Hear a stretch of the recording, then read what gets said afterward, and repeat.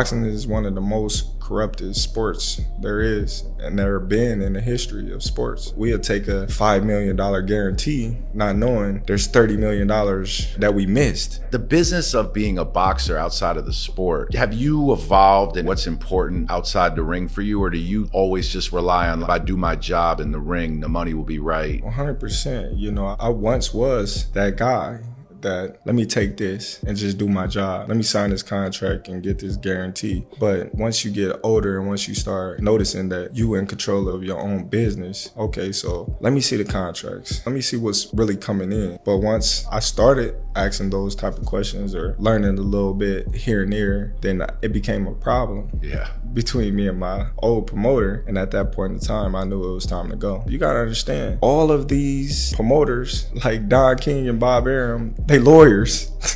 You know what I mean? First. They lawyers, and if they not lawyers, they got some of the baddest lawyers around them, you know, so they can give you those type of contracts where they protecting themselves, but they confusing you at the same time so you can sell your soul. That's like what you see happening in the record business, and realizing like they don't have to be like that. You know what I'm saying? Like that's how it's been. Like the boxer didn't get the fair share, but you know, someone like you has the ability to change that. It's definitely like the record business. You know, a lot of those rappers, they work their ass off to build them type of masterpieces that they build, but they don't own it. It's kind of like us fighters. We fight our ass off, but we don't own our fights. The promotional company own our fights.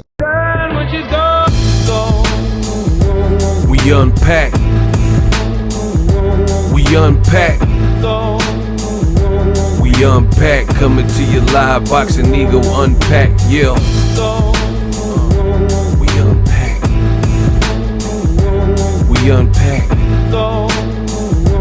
We unpack. Coming to you live. Corruption. Scandal. She's so scandalous. She's so scandalous. Terence Bud Crawford says that boxing is one of the grimiest, most corrupt sports in the world. What up, Fight World? It's your boy Ego, and I am back with some more boxing gang.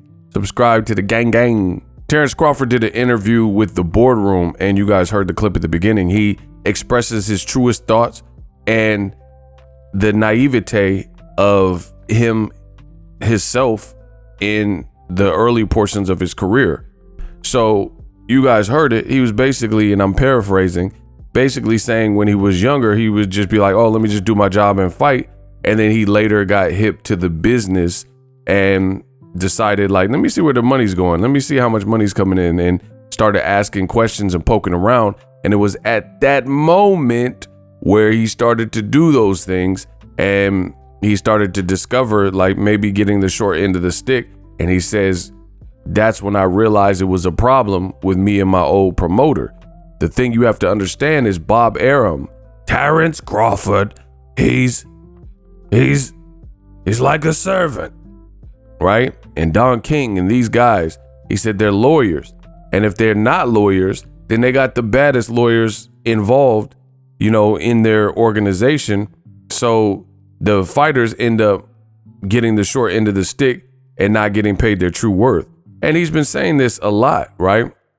He's been going on more interviews than we're used to seeing from Terence Crawford, and he's been expressing kind of why it broke up. Now, the one thing that's interesting is the fact that Terence Crawford mentioned me and another YouTuber before he mentions Bob Arum and Top Rank, yet he's saying all this stuff happened in his career. I just find that odd. Like, you have smoke with a YouTuber or YouTubers, right? To the point where you'll put out tweets and stuff with our names, but then you're on these podcasts, which should get good viewership, right? And you're not even saying Top Rank's name, but then you're pretty much talking about Top Rank. I just find that funny, you know? When it was Gary Russell Jr., Terence Crawford went at him and made a direct video directly dedicated to Gary Russell Jr., but for whatever reason, it seems like he's almost trying to keep it cool with Bob Arum. Like, he was allegedly suing him for racial bias. I don't know. I guess that is done. You know, I haven't really put it that way, I haven't heard any updates about that. So I'm assuming it's dropped. Bob Arum did an interview a while ago at this point, and he was saying that as far as he's concerned, the lawsuit is dropped because they didn't refile it. or some amendment was needed, and he said he hadn't heard anything. So as far as he's concerned, it's off his plate. So there is some things like that. Now I can only express my stance and my side. And the reality is Terence Crawford, like I said, he's dissed me before and things like that. But if you think about it, everything I was saying on my channel, I've never said Terence Crawford is a sucky fighter. I've never said Terence Crawford can't fight, nothing like that. In fact, I've covered a ton of his fights and things, been to Omaha, made the trip several times, and done nothing but support. The biggest, crossroads, I would say, in the relationship with Terence Crawford and my channel would be when I open my mouth with criticism, which I'm going to do to any fighter. I'm going to speak it's YouTube. It's the point of my channel to be a voice for the people and express my truest thoughts. Is be the realest I ever wrote, against all odds, up in the studio getting blowed. This is what I do, right? And it was that moment where I said bad business bud and stuff like that, where it looked like a difference of opinion and being at odds with Team Crawford and Terence Crawford himself. But the funny thing is, I said that to say this, is everything I was saying turned out to be true. The whole catalyst for this whole situation was my criticism. My only criticism was that, why did you re-sign with Top Rank, and why are you making these bad business bud decisions that are stifling your career? That's it. That's all I've said. I don't talk about his kids. I don't talk about his family. I don't do that. Y'all know me. I don't do that. I don't make it personal, and I'm talking boxing.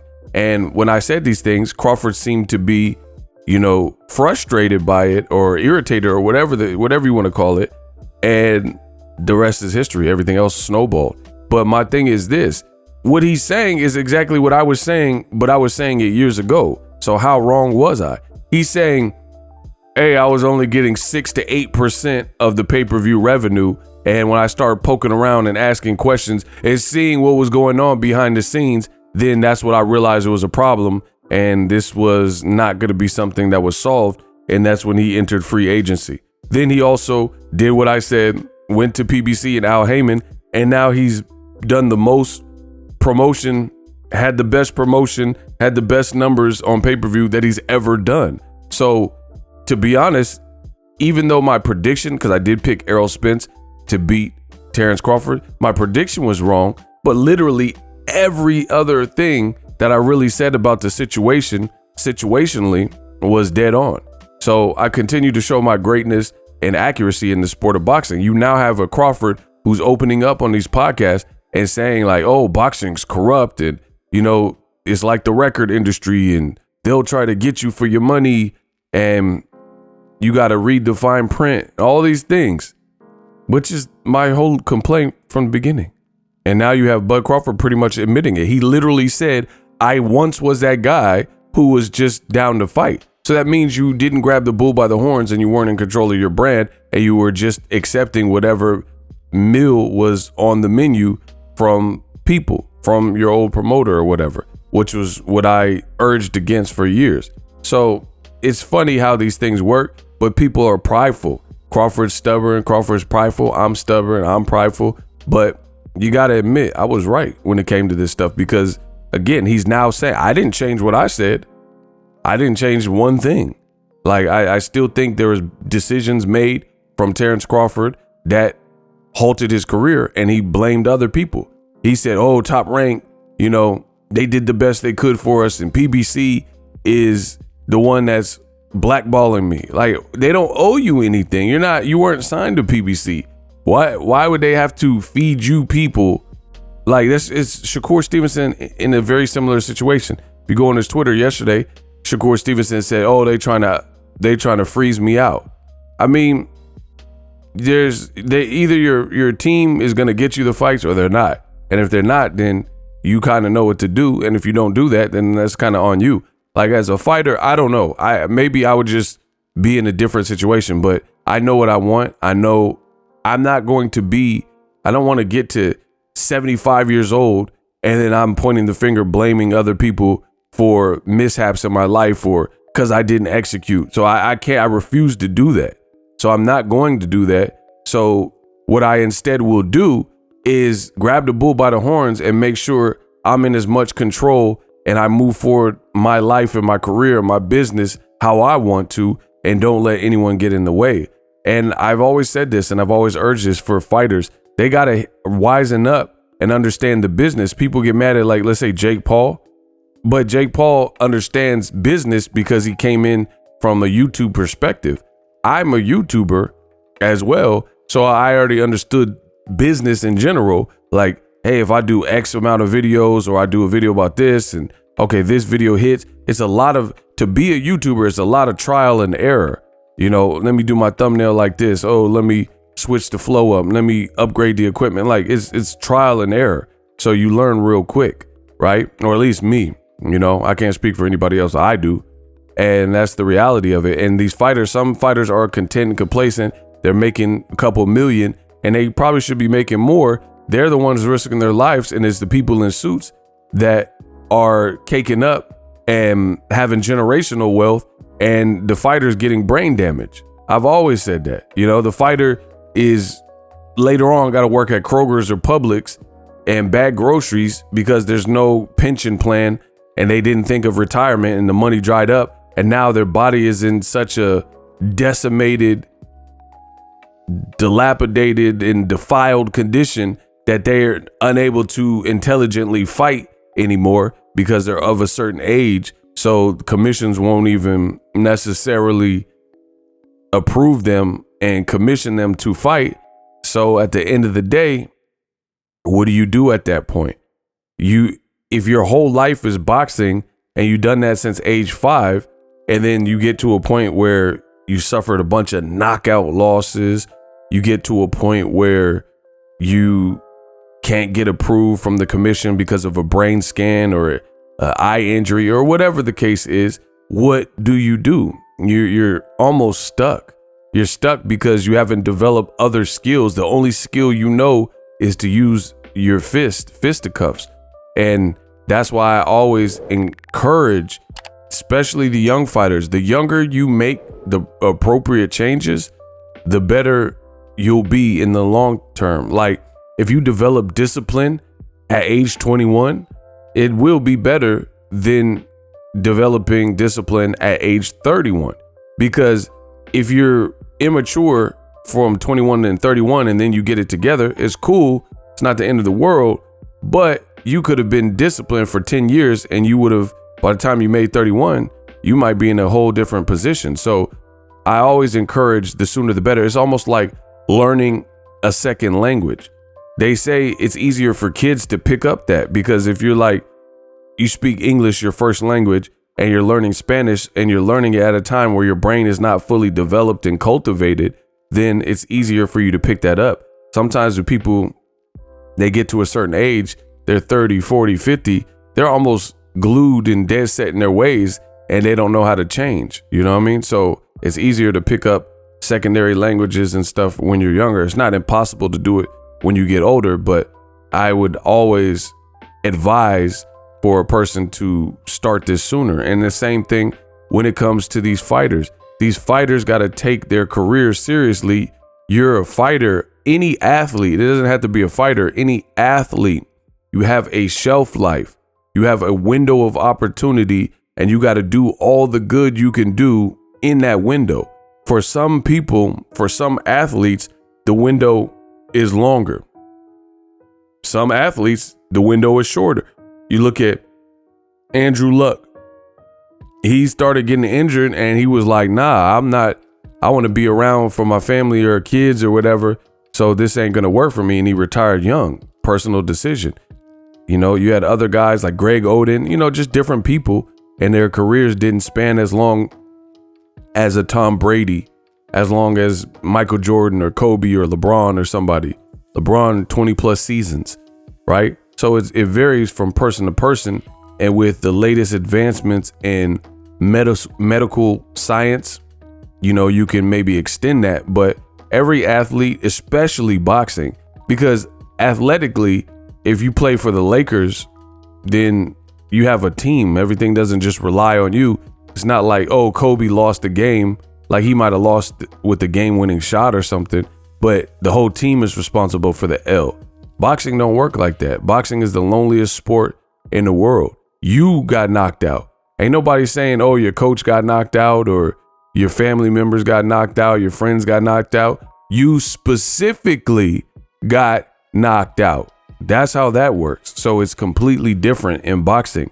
So the sooner you realize that, and the sooner these fighters take their careers, like Terence Crawford, it sounds like he's doing now, or he's trying to at the last stage of his career, somebody hipped him up, or he just got curious or got fed up, whatever happened, bravo, credit to him. But this is what I was advising in the beginning, and it seemed like his team or him, he resented it when I said it. Oh, it's a problem when I do it, when I say it. But at the end of the day, now he's seemingly on the same page that I've always been. You got to take your career and make it last and maximize it. And it seems like he's trying to do that. So again, I'm going to give him some props for turning a new leaf, but this is not nothing new to me. I've always said these fighters need to, especially Crawford, I called him bad business bud and stuff like that. You need to grab the bull by the horns and figure out your career and see what the best move is for you to maximize your time while you're in it, because every fighter has a window. I mean, who wants to be boxing and they're 90 years old? I mean, your brain, that wouldn't even be good for your brain. If you know anything about human development, your brain to be boxing and taking hits, it's just like you see these commercials like Life Alert and these ads about old people falling and really messing themselves up. Their equilibrium might be bad, or, you know, some old people, when they fall, they end up, I mean, let's be real, it could be fatal if they take a wrong fall or hit their head on the bathtub or something crazy. You know what I mean? So yeah, you definitely don't want to be boxing when you're that late. Even if you want to be boxing, it's not safe for you, right? So I encourage all fighters to understand this. And some people say, oh, you're just a YouTuber, you don't know. I mean, we'll see. At the end of the day, when it's all written, I'm a legend. I'm a legend in this game. Like Lil Wayne said, I'm already a legend if I ever leave. Wheezy. So good that Terence Crawford is now getting with the program and seeing like, hey, when I was younger, I was doing this and I wasn't really worried. Now he's trying to get in tune with his business and see where the numbers are going. And now it didn't, when he started doing that, and the more questions you start asking, certain things didn't jive. So it looks like Terence Crawford caught up to what I've been saying, which ironically created the only friction that my channel has had with Terence Crawford. I'm always going to find that funny, because if someone gives you an advice, someone says, hey, X, Y, and Z, here's some advice. And then you say, oh no, this person's a liar. And you don't take the advice, only to later accept, without giving that person credit, accept the advice that they were giving you. Like if your mans was like, yo, that girl you with, I know you really care about her, but she's cheating on you. And then your homie's like, no, she's not. You just trying to hate, you trying to steal her, blah, blah, blah. All right, whatever. And then later on, something happens, she does something, and then you actually find out she was cheating on you, AKA proving your homie right. So you did get cheated on. And then you don't give props to the homie who hipped you in the first place that this was going on. If anything, you rebuked what that person was saying.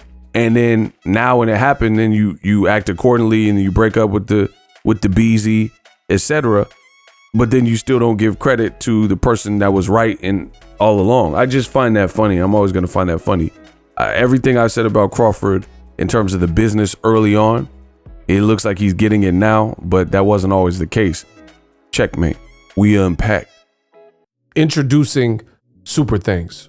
Right here on the official Boxingego YouTube. Super Thanks allows you, the viewers, to show a little bit of extra gratitude, which enables me as a full-time content creator to push out the content you need in the world of boxing. Underneath all the videos, you will see a heart with the $sign in it. You can enter any amount that you find suitable as a super thanks. A brand new interactive and colorful way to get your comments highlighted and noticed by not only myself, but other people on the YouTube platform. Super thanks, a unique and cool way to show and applaud us full-time content creators. Hopefully you guys enjoy the content. Super thanks.